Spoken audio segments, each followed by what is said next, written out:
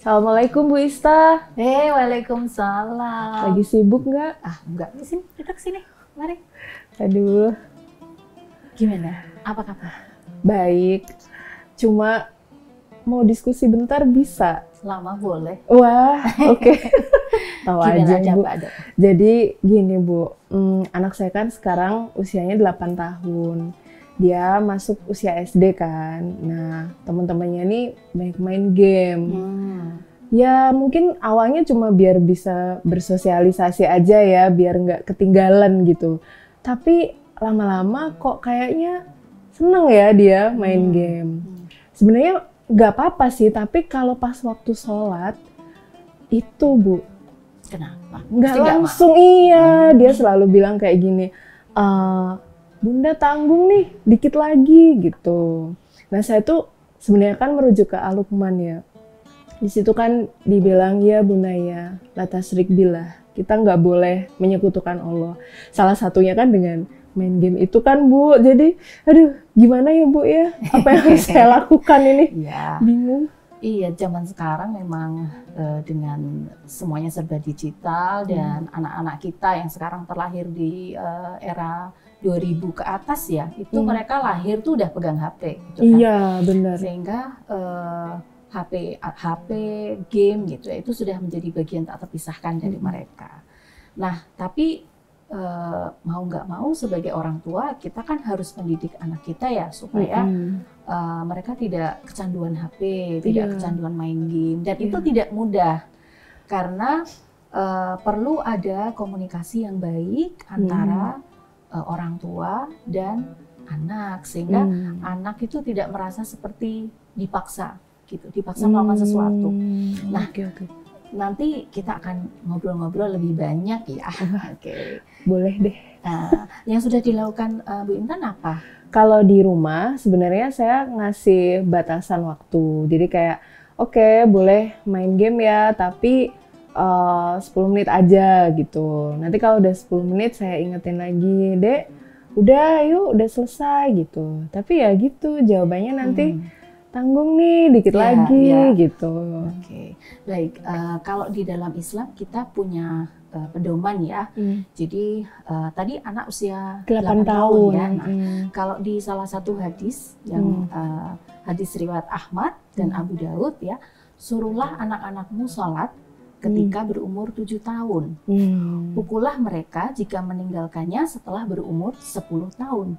Dan pisahkanlah tempat tidurnya. Nah, ini ada tuntunannya, di sini kita harus menyuruh anak-anak kita yang usianya 7 tahun untuk sholat. Nah, kemudian proses itu berlangsung ya, tidak hanya kemudian menyuruh gitu, tapi dilanjutkan pukullah mereka setelah mereka berumur 10 tahun.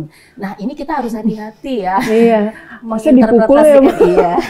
Nah, jadi menurut pemahaman saya, dipukul ini bukan berarti terus kita pukul beneran ya. Itu nanti jadi kekerasan ya, malah berbahaya dampaknya untuk perkembangan psikologis dan mental anak-anak kita. Jadi mungkin maksudnya dipukul ini adalah kalau saya melihatnya kita tidak memukul secara fisik ya, tapi kita memberikan sanksi.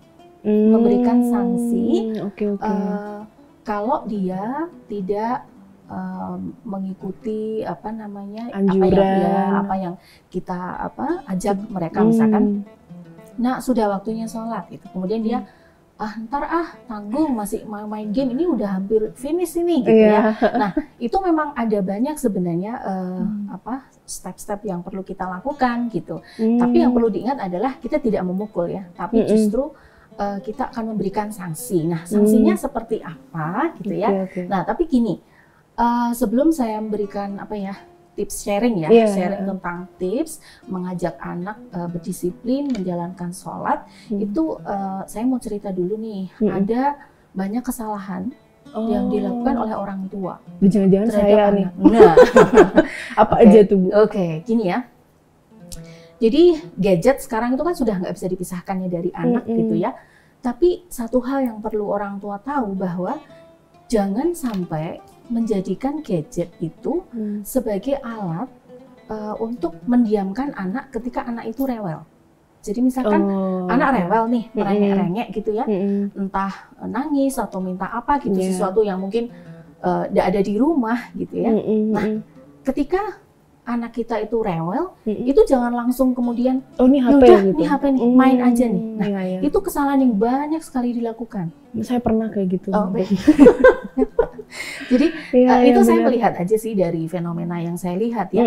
Jadi begitu anak rewel kayak nangis, merengek gitu, langsung ibunya, terus biasanya ibu ya, yang saya sering lihat ibu ya, ibunya langsung memberi HP gitu, terus udah main. Nah, anaknya diberi HP ya langsung main gitu, dia langsung diam memang. Nah, ini dampaknya berbahaya karena justru orang tua membiasakan anak untuk merasa nyaman dengan HP, dengan gadget. Jadi itu, kayak gitu. Si anak ini diedukasi untuk regulasi dirinya tuh harus tergantung sama gadget gitu ya. Karena memang gadget itu membuat anak nyaman ya. Iya. Baik, nah terus kesalahan apa lagi ya? Kesalahan apa lagi yang banyak dilakukan oleh orang tua ya? Jadi banyak orang tua yang menyuruh tapi tidak memberi contoh. Kayaknya saya deh Bu, saya dari tadi pegang enggak lah masa. Gitu. Tapi ya, saya sepakat sih. sih. Banyak orang tua yang menyuruh tapi tidak memberi contoh. Misalkan, nah, ayo sholat yuk gitu ya. Sholat tapi bapak ibunya sudah sholat duluan gitu. Karena anaknya tadi diajak masih nanti sebentar Bun, ini tanggung nih, bentar lagi gitu ya. Tapi orang tuanya kemudian sholat dulu, kemudian anaknya masih main gadget. Orang tuanya selesai sholat, melihat anaknya masih main gadget. Nah, kemudian orang tua menyuruh, ayo nak, tadi tuh dia disuruh sholat, katanya sebentar lagi. Ayo sekarang sholat. Nah, itu sebenarnya kurang bagus. Karena orang tua menyuruh, tapi nggak mengajak gitu. Jadi nggak belonging ya. Nah, betul. Jadi harusnya bagaimana dengan fenomena itu, gitu ya. Jadi seharusnya ketika misalkan sudah tiba waktunya sholat, kita dengar adzan, maka orang tua dan orang-orang yang ada di rumah itu melakukan hal bersama-sama. Oke, ini sudah terdengar adzan, yuk, nak matikan TV-nya. Kita gitu juga matiin. Nah, kita juga meletakkan gadget kita ya. Kalau kita sedang membaca, ya letakkan bacaan kita. Kalau sedang kerja, pakai laptop, ya tutup laptopnya. Begitu. Kemudian, misalkan anak masih nggak mau nih, ya. Bentar toh Bun, sebentar lagi. Oke, coba lihat, Bunda tadi kerja. Sekarang Bunda sudah tutup laptopnya, gitu kan? Bisa jadi contoh ya. Jadi kayak role modeling ya. Betul sekali, role modeling. Kemudian tadi mungkin papahnya lagi baca koran atau nonton TV. Tuh lihat, papa berhenti, TV-nya sudah dimatikan. Nah sekarang adek, yuk kita bareng sholat. Insya Allah mau sih. Nah gitu. Kemudian kita sabar nunggu ya. Betul, harus dirayu dulu memang ya. Bener. Nah ketika si anak sudah oke, nanti kita bisa kasih praise ya. Kan mau jadi anak baik, jadi anak soleha gitu ya. Nih lihat bunda, ayah sudah mau sholat gitu. Yuk sholat bareng-bareng. Nah itu tidak berhenti sampai di situ ya. Tungguin anak sampai dia benar-benar mau mematikan gadgetnya. Setelah itu gandeng tangan anak, ajak untuk wudhu bersama. Jadi ada afeksi ya, nggak cuma sekali. Verbal perintah, tapi juga ada belonging, ada afeksinya. Betul. Jadi anak tuh merasa kayak, oh kami melakukannya bersama-sama gitu. Jadi ajak anak, gandeng, kemudian tungguin ketika dia wudhu, gitu kan ya. Ya tungguin lah. Nggak usah difotoin ya, tungguin aja. Oh itu kecuali maunya tatus. Oh ya. iya, oke. Nah seperti itu. Nah ini yang saya belum mungkin belum banyak yang melakukan seperti itu ya. Karena yang saya lihat hanya menyuruh saja, ayo nak sholat gitu. Tapi tidak ada unsur role modeling, tidak ada unsur pendampingan, tidak ada unsur afeksi. Nah, itu yang mungkin perlu diperhatikan oleh para orang tua. Jadi emang kalau lagi di-cut gitu, sedih juga sih. Kadang kayak kita lagi melakukan sesuatu, terus ayo tutup sekarang kayak gitu. Jadi kayak emang ada jeda sebentar memang ya. Oke. Nah, memang untuk bab sholat ini ya, terutama mengajarkan kedisiplinan anak untuk sholat, itu kita punya pedoman ya yang sudah Allah berikan ke kita, itu di Quran surat Luqman ayat 17 ya. Di sini diterjemahkan sebagai, wahai anakku, laksanakanlah sholat dan suruhlah manusia berbuat yang ma'ruf dan cegahlah mereka dari yang mungkar. Dan bersabarlah terhadap apa yang menimpamu, sesungguhnya yang demikian itu termasuk perkara yang penting. Nah, di sini perintah yang pertama ya terhadap anak ini dialog antara Luqman dengan anaknya ya. Jadi ya bunayya aqimis shalah. Jadi laksanakan sholat. Nah, itu yang pertama. Baru kemudian yang lain-lain ya, seperti A'udzubillahi minasyaitonirrajim. Ya bunayya aqimis shalah wa'mur bil ma'ruf wanha 'anil munkar wasbir 'ala ma asabak inna dzalika min azmil umur. Jadi dalam Quran surat Luqman ayat 17 ini disampaikan, wahai anakku, laksanakanlah sholat dan suruhlah berbuat yang ma'ruf dan mencegah yang mungkar. Dan bersabarlah terhadap apa yang menimpamu, sesungguhnya yang demikian itu termasuk perkara yang penting. Jadi perintah orang tua ke anak itu mungkin saking pentingnya sholat ya. Saking pentingnya sholat itu orang tua diminta untuk mendidik anaknya untuk laksanakanlah sholat. Prioritas ya. Betul. Itu. Ya, di samping itu sholat kan nanti salah satu ibadah yang pertama kali ditanyakan dihisab ya. Nah, jadi Quran surat Al-Luqman ini tadi berjalan beriringan dengan hadis yang sudah kita bahas di awal tadi ya. Ketika anak berumur 7 tahun gitu ya, kita suruh mereka sholat. Kemudian kalau tidak, nanti ada cara mendidik yang dipukul, yang sebenarnya bukan dipukul lebih ke gitu ya, tapi ke betul sanksi. Nah, menarik ya kalau kita mau membahas tentang sanksi. Terus sanksinya apa sih gitu ya? Kalau anak nggak mau yang bukan dipukul gitu. Ya, yang bukan dipukul gitu, itu seperti apa gitu ya. Baik, sanksi yang diberikan ke orang tua itu bisa berupa pengurangan jam yang mereka merasa nyaman. Misalkan kayak gini, ini berhubungan dengan tips ya.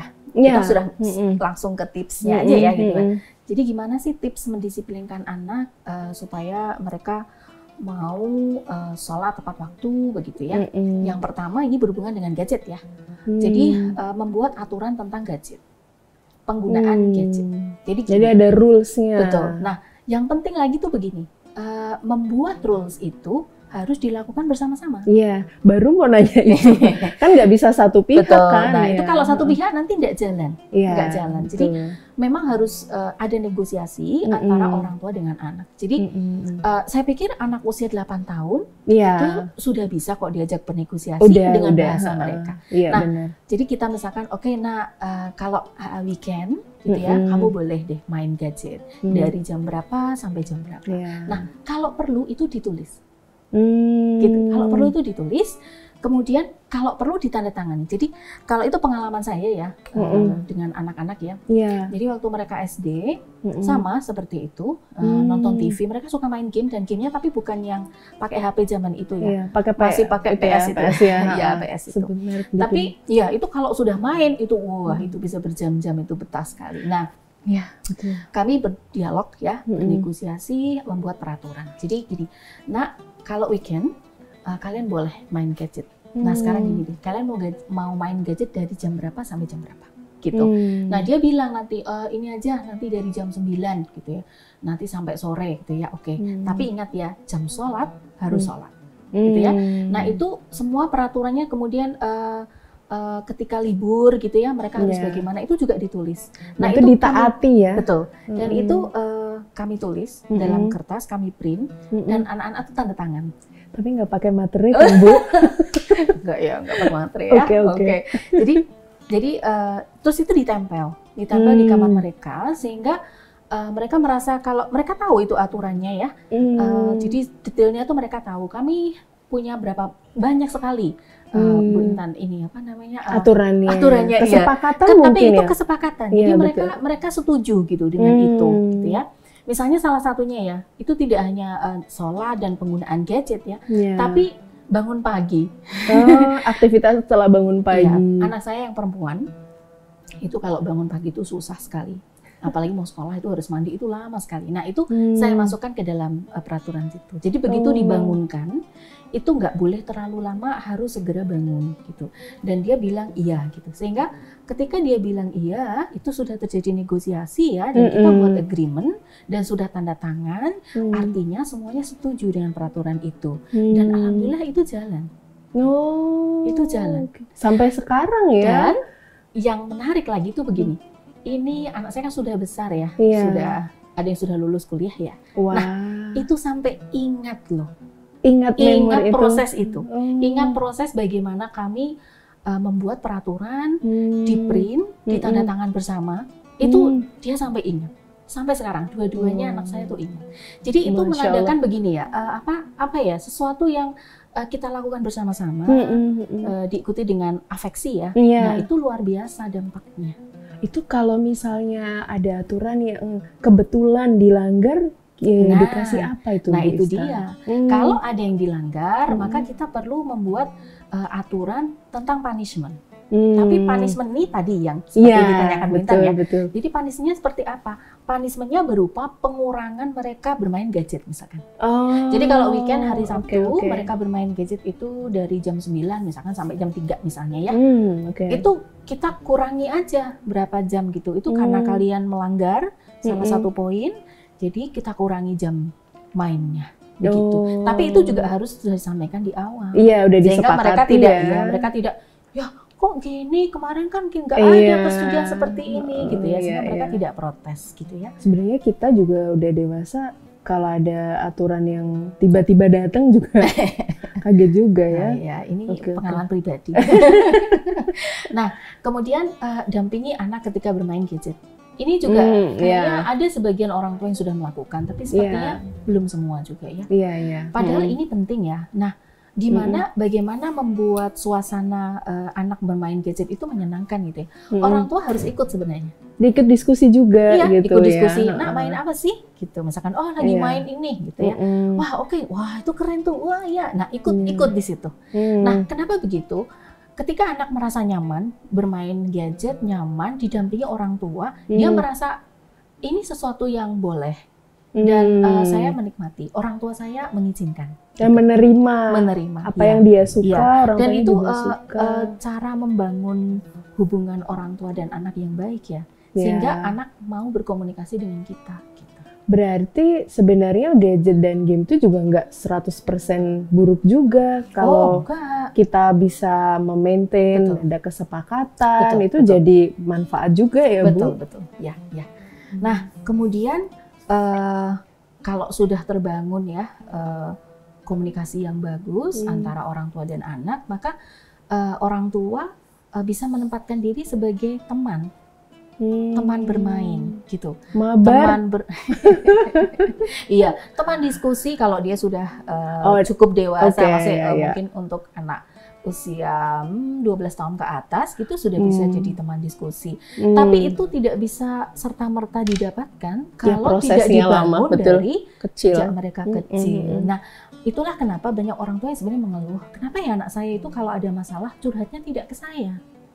Tapi curhatnya ya mungkin ke temannya atau ke nggak tahu siapa gitu ya. Nah, itu kalau orang tua mau melihat ke belakang sebenarnya adalah membangun komunikasi antara orang tua dan anak itu tidak dibangun dari kecil. Tidak dibangun secara instan, itu butuh proses panjang sekali. Dan butuh kenyamanan. Kata kuncinya kenyamanan. Jadi anak itu biasanya mau curhat ke orang tua kalau orang tuanya nyaman diajak ngobrol. Nah caranya gimana? Seperti tadi, kalau misalkan anak main gadget, kita terlibat aja. Ikutan dong, bunda ikutan dong. Misalkan gantian bunda boleh nggak? Misalkan kayak gitu. Sebentar aja gitu. Jadi saya dapat ide jadinya Bu. Berarti kalau saya ngingetin waktu sholat, saya alih-alih gitu, Dek udah yuk waktunya sholat, tapi kayak mungkin saya bisa deketin dia. Mainnya asik banget ya Dek, ini udah sampai mana gitu, ini dikit lagi finish bunda, ya bunda bantu ya biar cepet, terus kita bisa sholat kayak gitu ya mungkin. Terus baru sholat bareng.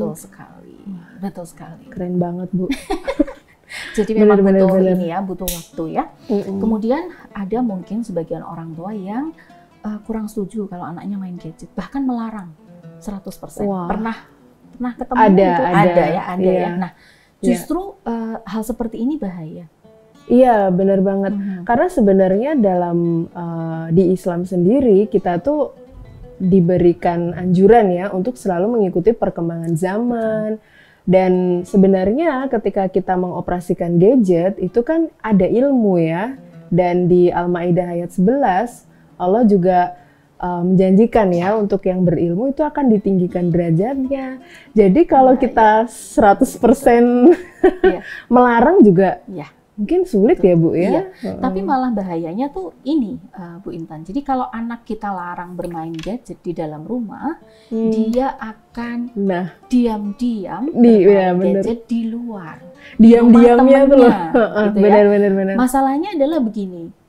Ya kalau temennya itu sudah dididik oleh orang tuanya tentang bagaimana menggunakan gadget, apa yang boleh mereka akses atau tidak. Lah kalau tidak, apa yang terjadi? Kita malah tidak bisa mengontrol anak kita karena dia sudah nyaman dengan temannya.